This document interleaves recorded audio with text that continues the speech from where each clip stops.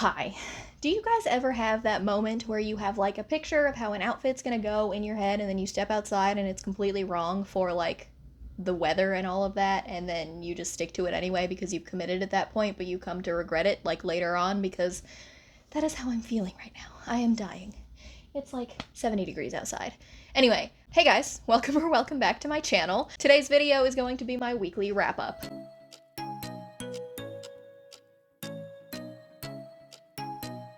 Yeah, I put this on and then stepped outside, and now I have regrets because we did like house stuff. Well, mostly John did house stuff, but then we gave the dogs baths, and that's exhausting. If you have dogs that don't like baths, you know exactly how that went. It's been a day. So, reading stuff this week. I've read a lot this week, and I'm going to have to get my tablet to talk about all of the things that I read. Okay, so I think that with my last weekly check-in, I was just starting The Red Palace by June Her, and I have finished that. I absolutely loved that book.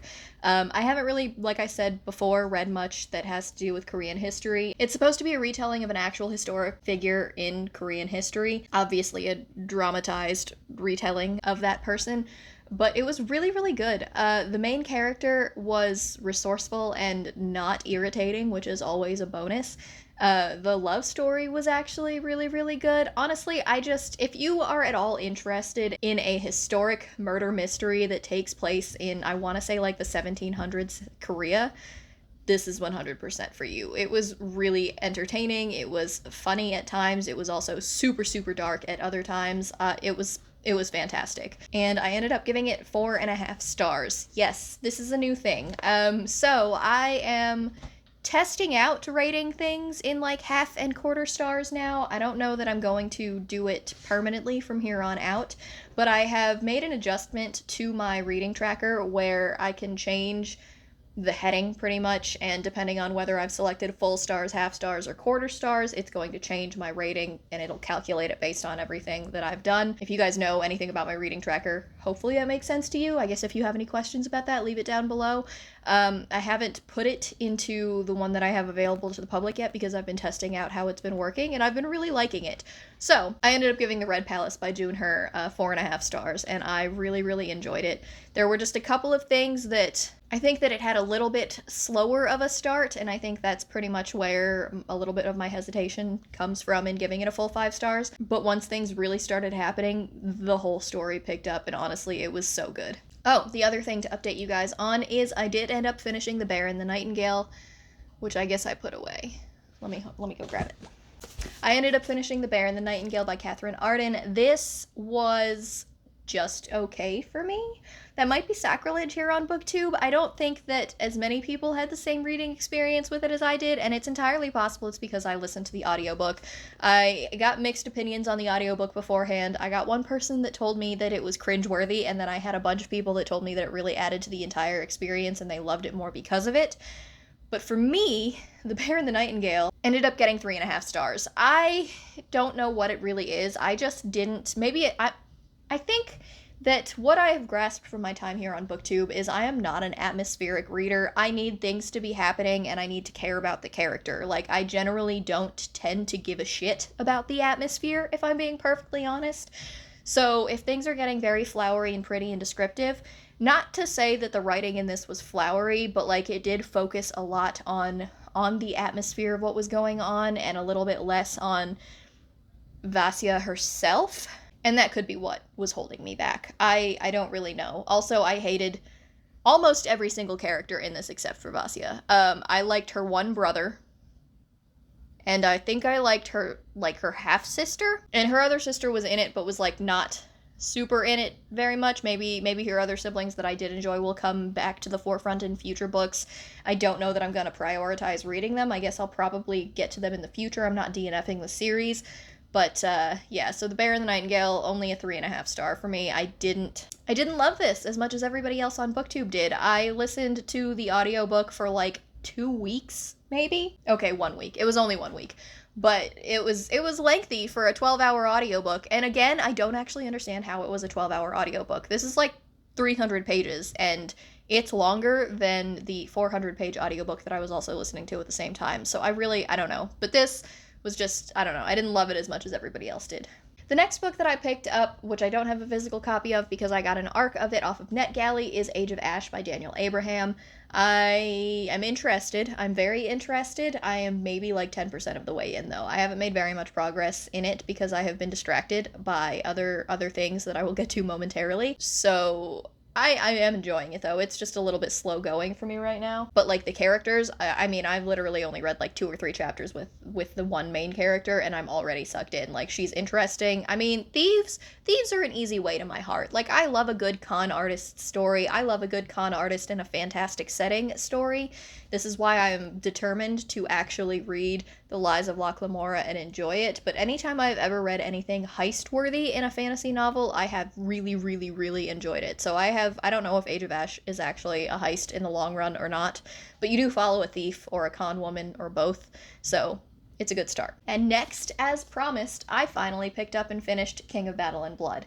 It took me like 2 days. It took me a little bit longer than I had wanted to, but like I didn't sit down and like devote myself to it for as long as I would have wanted to. And I really, really liked this. It was steamy, and it was entertaining. The fantastical setting that it takes place in, like the world building, was really, really interesting. I don't know that I've actually ever read a vampire romance that takes place in a fantasy world before. All of my vampire romance tends to be a bit more urban fantasy, so this was really interesting. And the twist was not something that surprised me, I will say that much, and I don't think it was supposed to surprise us. Either that or I was being super insightful, which is not normal for me because usually twists smack me across the face and I don't see them coming. But that wasn't the case in this one, and I enjoyed that aspect of it. However, I ended up giving this a 4.25 because I didn't love the main character, like the girl. I was all about Adrian, and I wish we could have gotten Adrian's point of view because I adored Adrian throughout the whole book. But what is her name? Isolde. I should know that. But Isolde throughout the entire thing was, I guess I get where she's coming from, but like once she started to see that everybody had been lying to her entire life about like what these vampires were like and what life was like outside of her country, she was just so stubbornly obsessed with like clinging to that. Which, maybe that's how people react in real life, but, like, this is a romance novel, and this girl was fighting it to the very end, and Adrian was just trying to be this sweet, adoring person, and, like, she was not for it, and I was very frustrated. There were several times I wanted to smack her across the face and just be like, look at what's in front of you. But, yeah. That's where I landed on King of Battle and Blood. I definitely want to see what else Scarlett St. Clair is writing in this series. I really, really enjoyed it. I don't know if, like, she's going to continue. I mean, it says it's, like, Adrian and Isolde, but I don't know if it's going to be, like, Adrian and Isolde, like, 1, 2, 3, or if she's going to move on to different couples in the future books.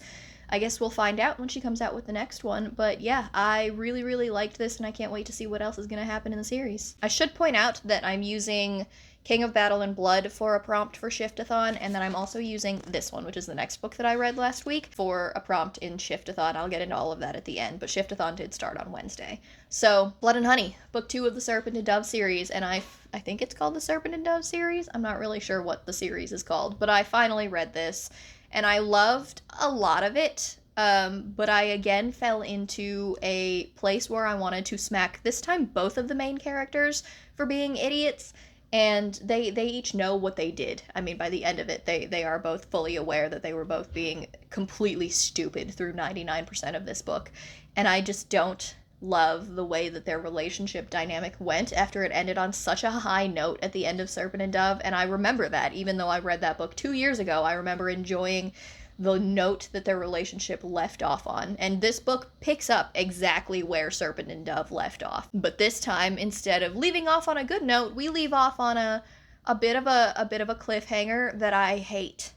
Not as bad as I hated the Naomi Novik one, the Scholomance book 2. That cliffhanger, that can go kick rocks off of a cliff and die. This I hated in I'm so glad I waited until book 3 was out to actually read this, because now I don't have to wait an entire year to see what happens. Because if I had read Blood and Honey when it came out, I would have been like all of the other people that were complaining on Twitter and Instagram and everywhere. that hated the ending of this book, and I'm very, very glad that I didn't, because I knew that it was coming. I saw all of those complaints and I was like, absolutely not, we're waiting. So I waited. I have Gods and Monsters. I have already moved it over to my TBR shelves, so I will be reading Gods and Monsters very, very soon, because I need to know how they're going to get out of this jam that they left off on at the end of this, because I hate it. I hate it a lot. This got 4 stars purely because of the way that this ended. I don't like cliffhangers, guys. I understand from like a marketing standpoint, yes, you want to leave them wanting more, and I hate being one of the ones left wanting more. Like, I like cliffhangers that are setting things up for a sequel, but wrapping up the things that have happened in this story, because otherwise you're stuck waiting a year for something that is unfinished. And like Sheldon Cooper in The Big Bang Theory, I don't like things that are unfinished. I don't care if they're going to be unfinished eventually. I need closure. So that's my rant on cliffhangers. Once again, you guys have gotten my cliffhanger rant multiple times on this channel, and we're here talking about them yet again, because yet again I have read a book that I was highly anticipating that has left off on one. It's like a never-ending cycle. So, 4 stars for Blood and Honey. I want to move on to Gods and Monsters, and I swear to God, if that ends off on... I think it's a trilogy, so it shouldn't end off on anything that I don't like. I mean, it could end awfully, but, like, it would be the end. Yeah, so hopefully this goes well. Okay, now we get into the thing that has distracted me from any other TBR plans, but that's okay, because I did read 3 out of the 5 books that I had set aside for my February TBR. I only have 1 big fantasy left that I am worried about, and then like 1 graphic novel. So I have a week left. I should be able to hopefully finish that. I would like to start the fantasy book maybe today. We'll see. No, maybe tomorrow. Probably tomorrow. But hopefully I'll finish that this week. But the thing that has distracted me from any and all TBR plans is that I have discovered K.F. Breen's Demigods of San Francisco series, and this is new for me. I've only read K.F. Breen writing like YA stuff. She had like the Black something Academy, the Black Magic, I don't know. It was something with kids in an academy and like a race, and I read like 3 or 4 books of that series and I didn't really care, but I have heard a lot of good things about her like adult romance series, and I was really feeling paranormal romance. I was needing more paranormal romance for Shift-a-thon, so all of this was not in vain. I have read the first 3.5 books of the Demigods of San Francisco series. This has been a very productive reading week for me, guys. I really liked the first one. I do prefer my romance series to like have a romance that wraps up in 1 book, but I understand that there are sometimes stories that need multiple books to be told, and as long as they don't end on massive cliffhangers or I readily have the next one available, I'm okay with going on to the next book in the series, and here we are on book 4 of the Demigods of San Francisco. So, do I think that they are the best written books in the entire world? No, absolutely not. But I am highly entertained by every single one of them. So it's following, because this is not something I've ever talked about on my channel before, the Demigods of San Francisco series follows Alexis, who is a very, very poor woman who lives in... So magic is out in this world, in our world. Magic is out, and because of this, a lot of the bigger cities are divided into magical, non-magical, and then like a... I don't want to call it no man's land, but it's like they call it a dual in-between kind of a place. So she lives well below the poverty level, and she lives in this like dual in-between magical, non-magical space. She is a very, very low level like ghost whisperer type of person. That's her magic, and she has these 2 wards that she kind of inherited after her mom died, and one that she took in herself, and they're pretty much her kids, basically. One is a shifter that has an autoimmune disease that is fighting off the magic that causes him to need to shift, therefore his body is constantly attacking itself. And one is a non-magical human that she found literally living on the streets trying to get by as like a 10-year-old. One day she's like trying to cross the street or whatever, and she almost gets hit by this guy. I think he was in a Ferrari or something, and so she like throws up massive attitude. And this guy happens to be the son of the demigod of San Francisco, Francisco. They're kind of like the people in charge of the cities, like demigods are the shit in this world, essentially. And so Kieran is who almost hits her, and he notices like her magic is super, super powerful, not exactly what her file tends to say about her, and he's immediately interested and kind of stalks her for a little bit, and things go from there. And so it's been a fun ride. Like I said, I am on book 4 now, so it's Sin and Chocolate, Sin and Magic, Sin and Salvation, and then I don't remember what the fourth one is. I literally just started it. But it's entertaining. I like the world. I like the system that they have set up. I like the characters. Kieran is great. Kieran is awesome. The Six are awesome. It's like the Six are like the demigods of San Francisco's version of the Inner Circle from like Sarah J. Maas's ACOTAR. So that's, you know, something very familiar, except like it's all dudes in this case. And I like that she is parenting her kids, but teaching them how to survive in the real world. Like, each of the kids is pretty much being trained by one of the Six. So Mordecai is the shifter, and he's kind of learning about his abilities. And then Daisy is the non-magical girl, and she is learning how to pretty much become a badass assassin and use all of her non-magical stuff for taking people by surprise and murdering them, which is pretty cool. And so, yeah, I've been enjoying all of those. I am probably just going to blow through the rest of that series. I don't know if I'm going to do it all this month or not, because I do still have to read Age of Assassin by R.J. Barker. Have to, I say. I was giving myself a break on this TBR thing. But for my first one, I've been pretty successful with the things that I've wanted to read. So we'll see. I do still want to read Age of Assassins, and I would like to pick that up this week. I'm not, like, my mood reader switch... Moody Readers Club. My mood reader switch is not, like, flipping at the concept of me reading Age of Assassins. Like, I'm not feeling like I'm forcing myself into it, so it's been good so far. But yeah, that's my reading update. I read a lot this week, and most of it happened in the last, like, 3 days. 3 days, because I read Blood and Honey, and I finished it on Friday night, and then I started Sin and Chocolate, and then yesterday I read the first 3 books in The Demigods of San Francisco, and I finished the 3rd book this morning, and then I started on the 4th one. So they're pretty short. I think there's something like 300 pages each, maybe, give or take. So maybe 400. They might be 400 pages each. So they're pretty quick reads. They're entertaining. They make you want to move on to the next one. I think that I'm probably going to start working through KF Breen's backlist, because why not? I have heard really good things about Demon Days Vampire Nights. I'm excited for that. So yeah, I guess I'm just going to keep those as my ebooks and try and get through Age of Ash and Age of Assassins. And that's my priorities for this week. But I think that I am safe to say that I have completed Shift-a-thon before it ends on Wednesday, because let's look at the prompts before I get into that. Okay, so for Shift-a-thon, it was read a book with shifters other than werewolves, and for that, I think that book 2 of Demigods of San Francisco counts, because there's like a were-kraken, which is interesting.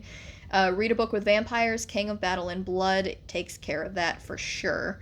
Read a book with a religious paranormal creature. Demigods is literally in the series name of the Demigods of San Francisco, so we'll go with Sin and Chocolate for that one. Read a book with zombies or ghosts.